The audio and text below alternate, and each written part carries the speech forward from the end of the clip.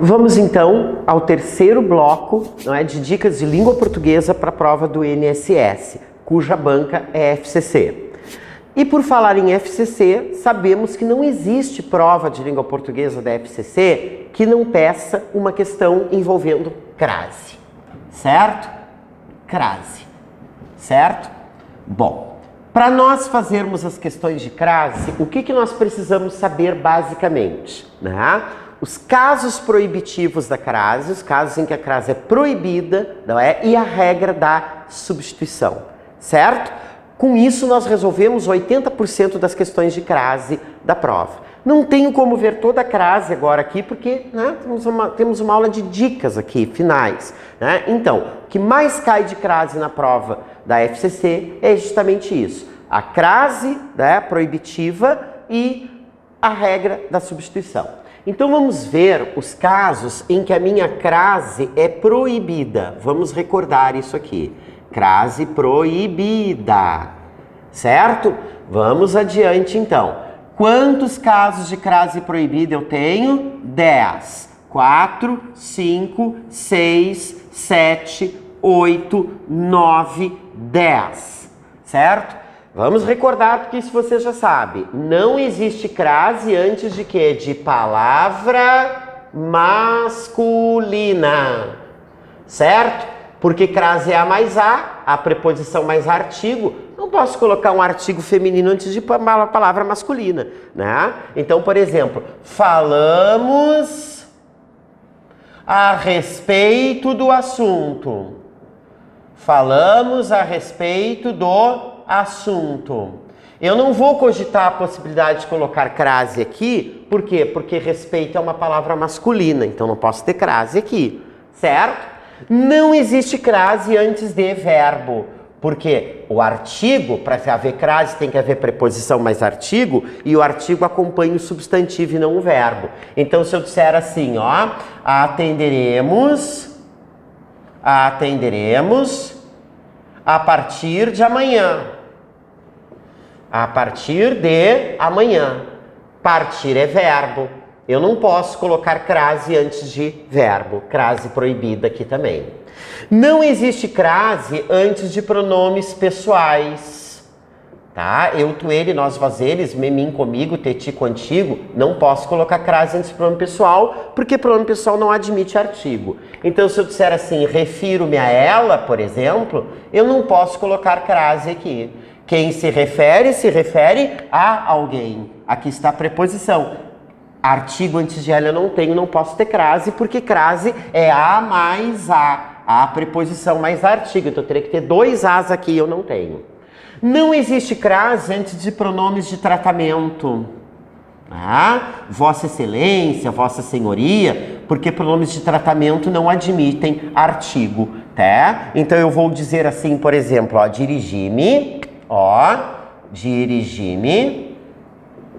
a Vossa Excelência.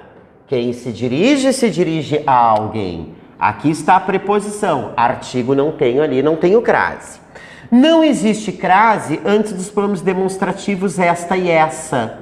Por quê? Porque esses pronomes demonstrativos não admitem artigo. Então eu posso usar a mesma frase e dizer assim, ó, dirigi-me a esta sala. Dirigi-me a esta sala. Quem se dirige a algum lugar ou a alguém, aqui está a preposição, artigo aqui eu não tenho crase, certo? Não existe crase antes de pronomes indefinidos. Alguém, ninguém, tudo, né? Por quê? Porque eu não sei o sexo desse alguém ou ninguém, o gênero desse alguém e ninguém, né? Então não posso colocar artigo antes deles, tá? Então quando eu digo assim, não me refiro a ninguém, né? Quem se refere a alguém. Aqui está a preposição. Artigo não posso ter aqui, não tenho crase. Não existe crase antes de artigos indefinidos. O artigo indefinido uma, por exemplo. Porque eu não posso colocar um artigo definido e o indefinido, né, ao mesmo tempo antes de uma palavra. Eu digo a mulher ou uma mulher. né? Então, se já tenho uma ali, já tem artigo, não posso ter crase ali. Então, por exemplo, ó, refiro-me a uma mulher solteira. Quem se refere a alguém. Aqui está a preposição. Já tenho artigo aqui, não posso ter crase aqui. Certo? Não existe crase antes, não é? Não existe crase quando a estiver no singular e a palavra seguinte estiver no plural. É aquela velha frase, a mais plural, crase nem a pau. Né? Então, vou dizer assim, ó. Refiro-me a mulheres solteiras. Quem se refere a alguém. Aqui está a preposição. Né? Para eu ter crase aqui, teria que ser as mulheres solteiras. Aí eu teria artigo e colocaria crase. Né? Então, a mais plural, crase nem a pau. Não existe crase antes de palavras repetidas. Frente a frente, cara a cara, gota a gota, não vai crase. Então, ficamos frente a frente. E lado a lado nem pensar, porque lado é uma palavra masculina, né? Frente a frente, ok? E não existe crase quando antes do a já houver preposição. Aí o a vai ser só artigo. Já houver preposição. Certo? Então, por exemplo, se eu disser assim, ó, saí com a namorada. Ó, com já é uma preposição aqui. Então, esse a vai ser só artigo, não vai haver crase nessa situação aqui. Ok? Como é que se resolve uma questão de crase numa prova? Primeiro, a gente tenta descartar a crase pelos casos proibitivos. Quando não conseguimos descartar a crase, então aplicamos aqui a regra da substituição. Certo? Por exemplo, se eu digo assim, ó, dirigi-me à sala do chefe, e devido à pressa, entreguei a encomenda à secretária. Certo?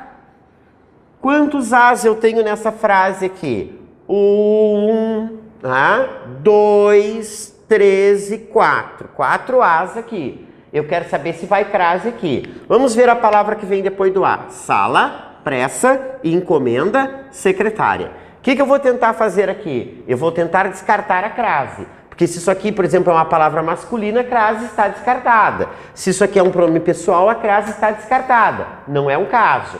Né? Você pode ver que sala, pressa, encomenda e secretária não são palavras masculinas, não são verbos, não são pronomes pessoais e não são pronomes de tratamento.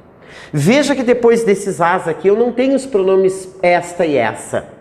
Sala, pressa, encomenda e secretária não são pronomes indefinidos, eu não tenho o artigo indefinido uma aqui, o a não está no singular e a palavra seguinte está no plural, não se trata de palavras repetidas e antes desses as aqui eu não tenho preposições. Então eu não pude, não é, descartar a crase pelos casos proibitivos. Então eu vou fazer o que aqui? Eu vou empregar a regra da substituição. Como assim? Eu vou substituir essas palavras sublinhadas que são femininas por palavras masculinas. Se ficar ao aqui, levará crase, do contrário não. Dirigi-me à sala, dirigi-me ao escritório, crase aqui. E devido à pressa, e devido ao atropelo, ao corre-corre, crase aqui. Entreguei a encomenda, entreguei o documento, não deu ao aqui, não vai crase. Entreguei a encomenda à secretária, entreguei a encomenda ao secretário, deu ao aqui, leva crase. Né? Se você se atrapalhar na hora e não vier palavra masculina nenhuma aqui na sua cabeça, não é? Na hora da tucanação lá para fazer essa substituição, substitua a palavra feminina pela palavra cachorro, não é? E se o cachorro latir, haverá crase. Como é que o cachorro faz? Au. né?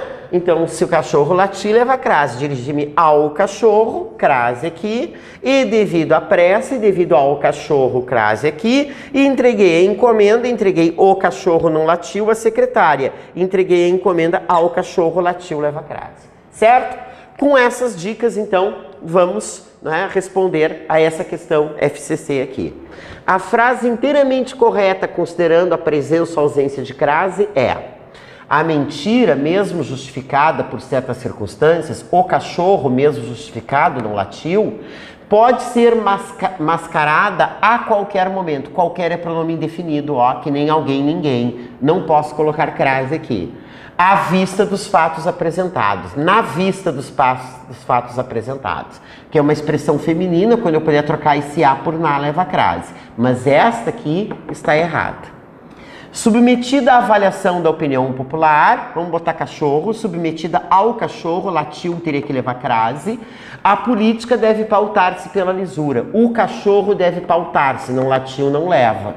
E pela veracidade voltadas para a resolução dos conflitos. Aqui eu já tenho preposição antes do A, não vai ter crase. Outro erro aqui, está descartada essa alternativa também. Quanto à defesa da ética, vamos botar cachorro. Quanto ao cachorro, latiu, leva crase, teria que levar. Ela é sempre necessária a fim. Fim é palavra masculina, não pode crase. Né? De que a ação política seja vista como verdadeira representação da vontade popular. A fim de que o cachorro seja visto. Né? Não latiu aqui, não leva crase. Mas essa crase está errada aqui e aqui deveria haver também. Certo? Vamos adiante.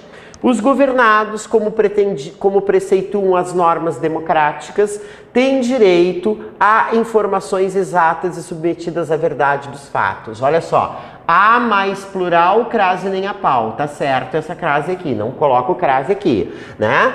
E submetidas à verdade, submetidas ao cachorro, latiu, leva crase, também está certa esta aqui.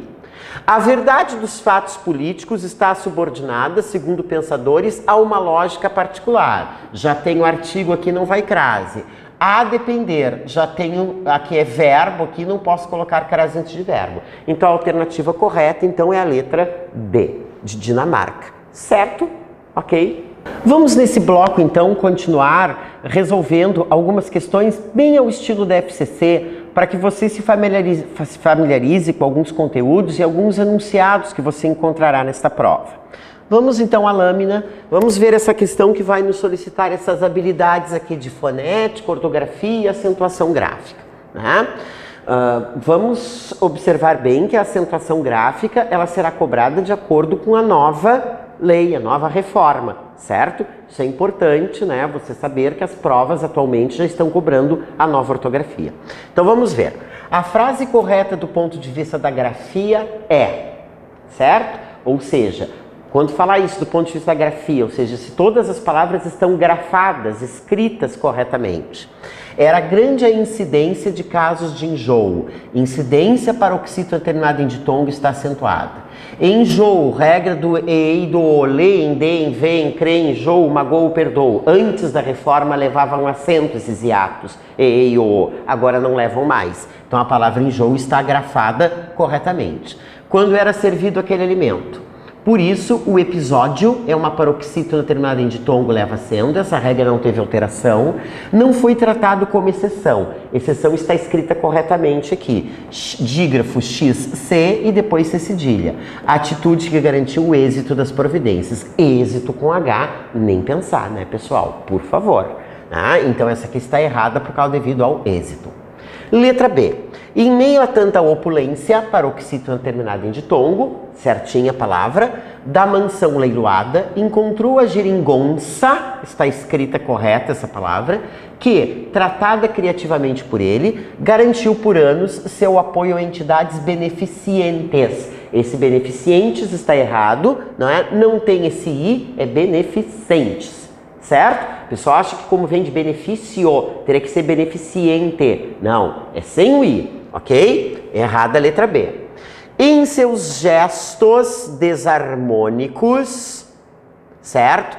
Às vezes, seus gestos desarmônicos, às vezes eram mal compreendidos. mas seu jeito afável de falar sem resquícios de mágoa revelava sua intenção de restabelecer a paz entre seus familiares. Vamos observar algumas palavrinhas aqui, ó. Gestos com G, tá certo? Diferente de jeito, que é com J, não é? Desarmônicos é uma palavra proparoxítona, todas são acentuadas. Às vezes com crase, uma expressão adverbial de núcleo feminino, tá? Mal compreendidos. Mal é o contrário de bem. Mal com L é o contrário de bem. E mal com U é o contrário de bom. Então, se eu for substituir por bem ou por bom, eu vou dizer eram bom compreendidos ou bem compreendidos? Bem. Então, é mal com L, tá certo. Mas seu jeito, com J, tá certinho. Afável é uma paroxítona terminada em ditongo e acentuada, perfeito. De falar, sem resquícios, paroxítona terminada em ditongo de novo, que nem escritório, escritórios é acentuada. De mágoa, outra paroxítona terminada em ditongo, revelava sua intenção com C cedilha, diferente de compreensão, que é com S, né? De restabelecer a paz entre seus familiares, né? Intenção é com C cedilha, compreensão é com S, pretensão é com S também, tá? Certo? Essa está correta, então. Letra D. Defendeu-se dizendo que nunca pretendeu achincalhar, com CH. Ninguém. Mas é ninguém com acento, porque é uma oxítona terminada em em. Mas as suas caçoadas realmente humilhavam com H e incitavam à maledicência, incitavam ao maldito, ao cachorro, né? Incitavam, poderíamos até colocar a crase aqui. Sempre ansiosos com S, tá certo? Vem de ânsia.